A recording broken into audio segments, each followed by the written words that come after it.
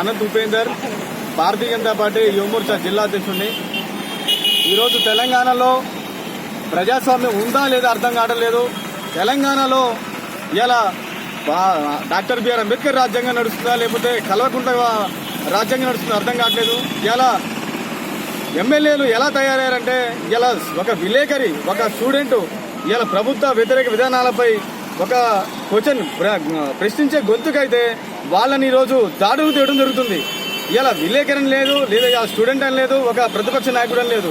ఇలా తెలంగాణ ప్రభుత్వం దాడులు తప్ప ఈ ప్రభుత్వ సమస్య పరిష్కారాలకు దారి చూపడం లేదు.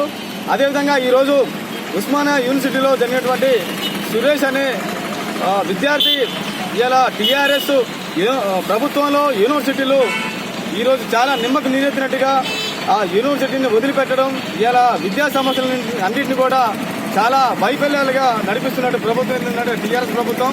ఇలా ప్రభుత్వంపై విద్యార్థులు గళమెత్తినప్పుడు, ఏదైనా క్వశ్చన్ రేజ్ చేసినప్పుడు వాళ్ళని ఇలా కొట్టడం తప్ప రెండో పరిష్కారం ఏమి చేస్తున్నారు. ఇలా బల్కా సుమన్ అనుచరులు ఉస్మానియా యూనివర్సిటీలో పాపం సురేష్ అనే వ్యక్తిని ఘోరంగా కొట్టడం వల్ల ఇలా అతను ఆసుపత్రి పాలయ్యారు. అతన్ని కొట్టిన వారిపై ప్రభుత్వం వెంటనే చర్యలు తీసుకొని కేసులు పెట్టి వారిని శిక్షించాలని మేము భారతీయ జనతా పార్టీ యువమోర్చా నుంచి డిమాండ్ చేస్తున్నాము. భారత్